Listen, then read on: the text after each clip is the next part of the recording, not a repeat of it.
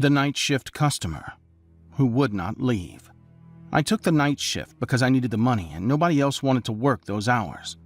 Midnight to 8 in the morning at a gas station on the edge of town where the highway met empty fields and the only customers were truckers passing through or people too desperate or too drunk to wait until morning. My manager told me it was easy money. Just ring up cigarettes and coffee, keep the floors clean, restock shelves when it was quiet. She said nothing ever happened during the night shift. She was wrong. It was a Tuesday in July, around 2 in the morning, when he first walked in. The bell above the door chimed and I looked up from the magazine I was pretending to read. He was tall, maybe 6 foot, wearing a dark jacket, even though it was summer and the heat outside was still thick and heavy. He didn't look at me right away. He walked slowly down the aisles, picking up items and putting them back. Not like someone shopping, but like someone killing time. I watched him on the security monitor behind the counter. Something about the way he moved made my stomach tighten. He came to the register with a pack of gum. I scanned it and told him the price. He paid in cash, exact change. And when he handed me the money, our fingers touched and his skin was cold. He looked at me then, really looked at me, and his eyes were flat and empty in a way that made me want to step back. But I was behind the counter and there was nowhere to go. He smiled, but it didn't reach his eyes. "You are here alone," he said. It was not a question. I nodded, trying to keep my face neutral, trying not to show that his words had sent ice through my chest. He took his gum and left. I thought that was the end of it. I went back to my magazine, tried to focus on the words, but my hands were shaking. 10 minutes later, the bell chimed again. I looked up, and it was him.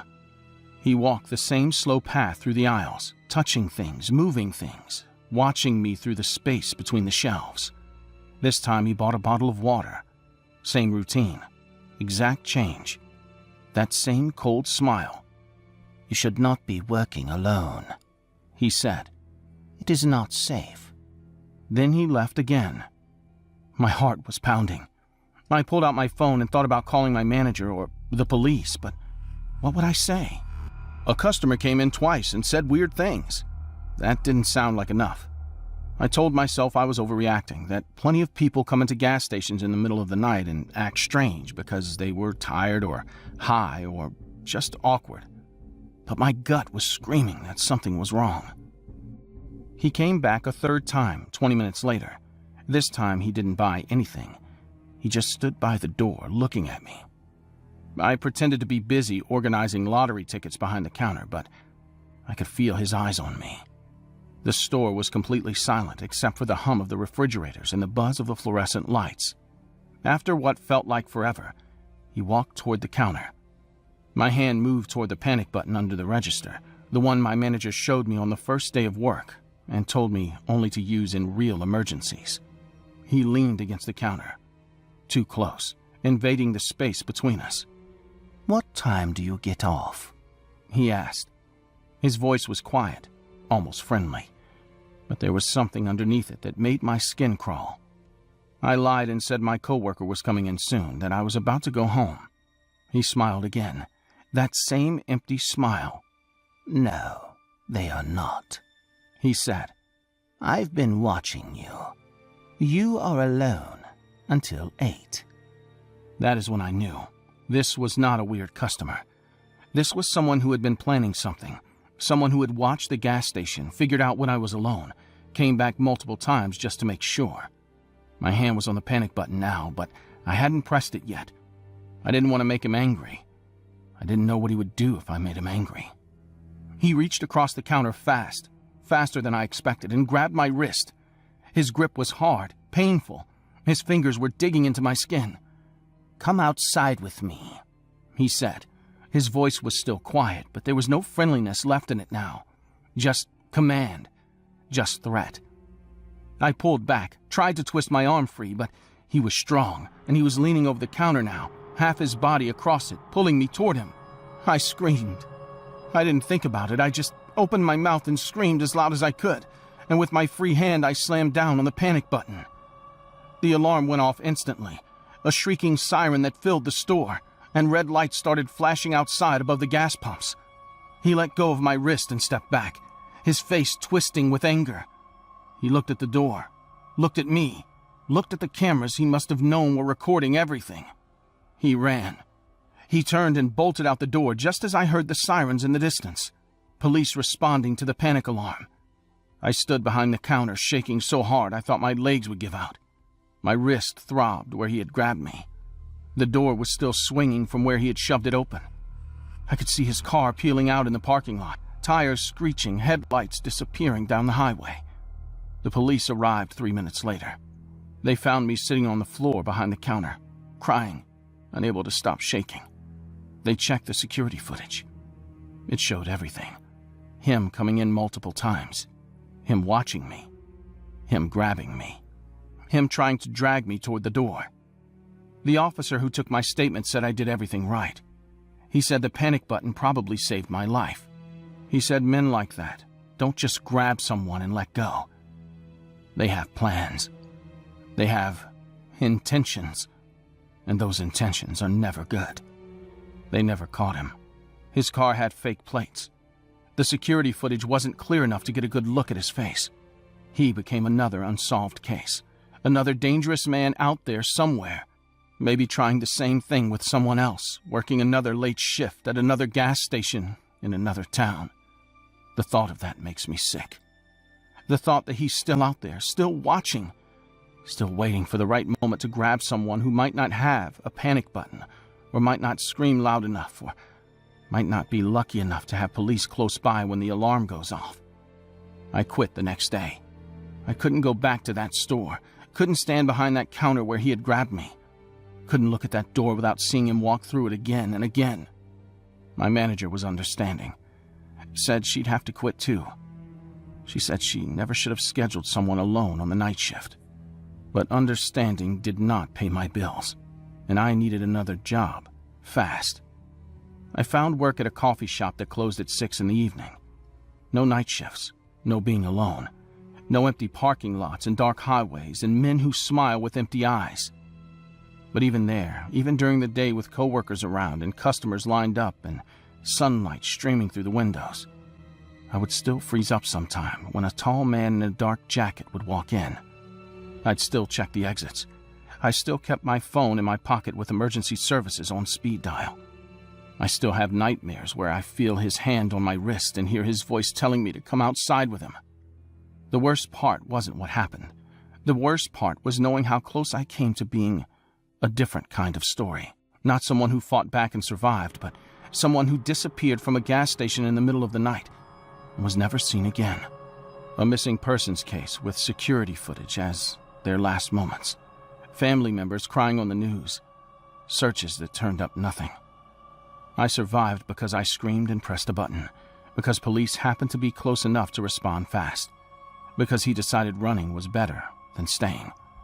That is all that separated me from the others who did not make it home. If you work night shifts alone, please be careful. Trust your gut.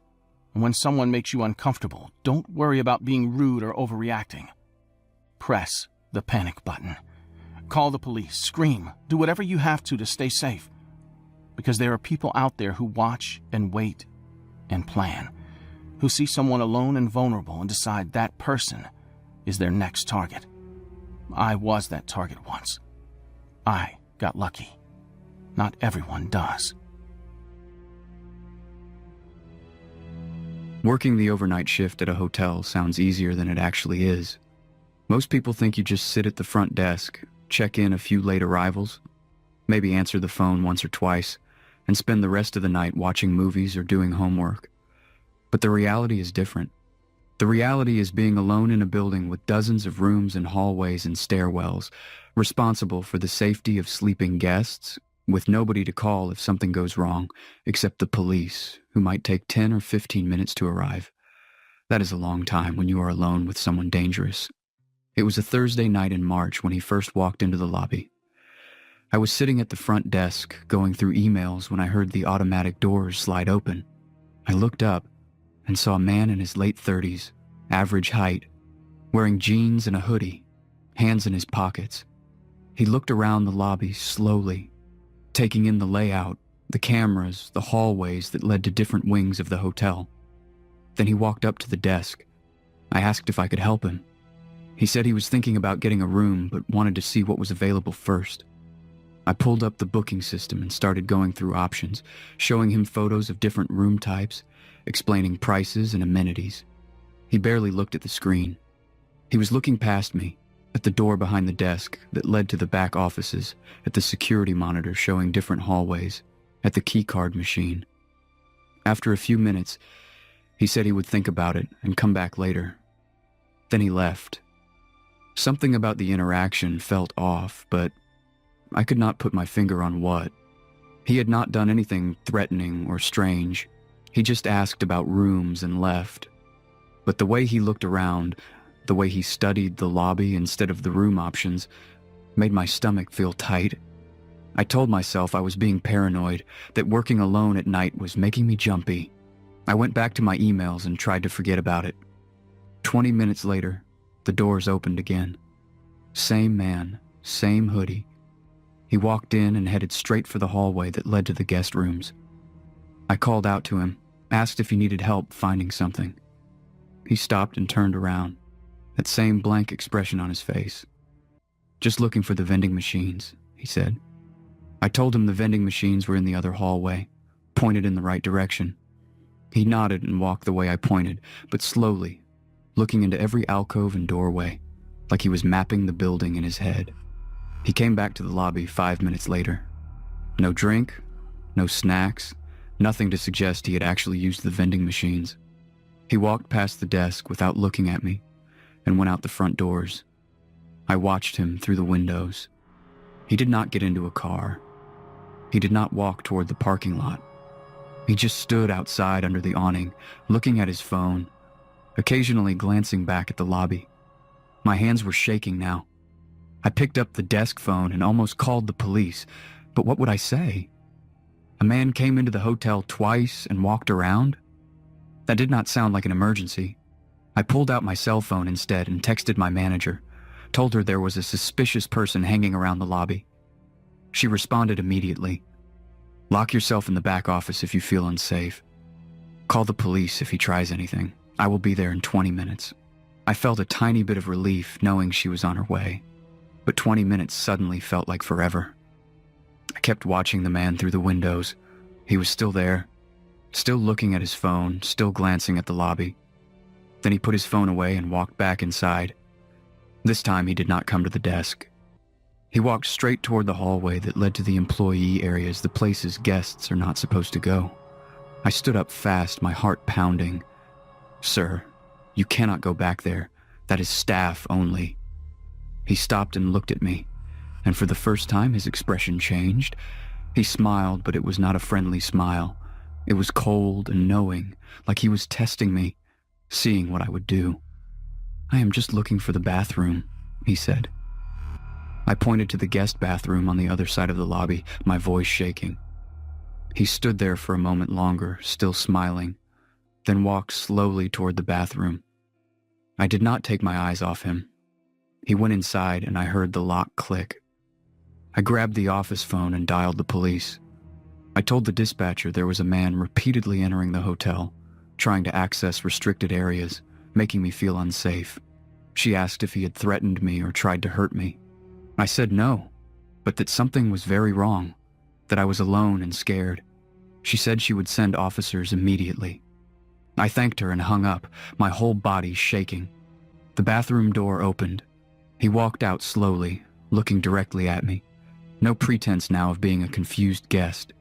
He walked toward the desk and I stepped back, putting as much distance between us as possible. My hand was on the back office door handle, ready to run inside and lock it. "Where are the stairs to the second floor?" he asked. His voice was calm, but his eyes were not. His eyes were sharp and focused and calculating. I did not answer. I just stared at him, my hand tightening on the door handle. He took a step closer to the desk. I could hear sirens in the distance, faint but getting louder. He heard them too. His head tilted slightly, listening, and then his whole body language changed. The calm mask dropped. He looked angry, frustrated, like I had ruined something he had been planning. He turned and walked fast toward the front doors. I watched him leave, watched him cross the parking lot and disappear into the darkness beyond the lights. The police arrived 2 minutes later. I was sitting in the back office with the door locked, crying, unable to stop shaking. The officers checked the building, looked at the security footage, took my statement. They said the man had been casing the hotel, figuring out the layout, testing how much he could get away with before I called for help. They said people like that are usually planning to rob the place or hurt someone, and that my instinct to call when I did probably stopped whatever he was planning. They checked the guest rooms to make sure everyone was safe. They stayed in the lobby until my manager arrived. When they ran his description through their system, they found he was wanted in another city for burglary. He had broken into 2 other hotels in the past year, waited until the overnight worker was distracted or away from the desk, then gone through guest rooms stealing wallets and laptops and anything valuable he could carry. In one case, he had assaulted a worker who tried to stop him. The police said I was lucky. They said if I had not called when I did, he might have waited until I was alone in the back office and then done something much worse than theft. I quit 2 weeks later. I could not work overnight shifts anymore, could not sit at that desk knowing how vulnerable I'd been, how close I came to being alone in that building with someone dangerous. My manager understood. She said the hotel would start scheduling 2 people for overnight shifts from now on, that nobody should have to work alone like that. But the change came too late for me. The damage was already done. Mom, I still have nightmares about that night. I dream that I'm back at the desk, that the door is open and he walks in again, that this time the police do not come in time and I am trapped in the back office with him outside the door. I wake up sweating, my heart racing, checking the locks on my apartment even though I know I am safe. The fear he planted that night grew roots and I cannot pull them out. The worst part is thinking about what could have happened. What if I had not texted my manager? What if I had not called the police? What if he had gotten into the back office before help arrived? Those what-ifs keep me up at night, reminding me how thin the line is between safety and danger, between a normal shift and a tragedy. If you work overnight shifts alone at hotels or gas stations or anywhere isolated, please be careful. Trust your gut when someone makes you uncomfortable. Do not worry about being rude or calling the police over nothing. The person who keeps coming back, who asks too many questions, who tries to go places they should not be, is not confused. They are planning. And you do not want to be there when their plan goes into action. I called for help when I did, and I survived. Not everyone is that lucky.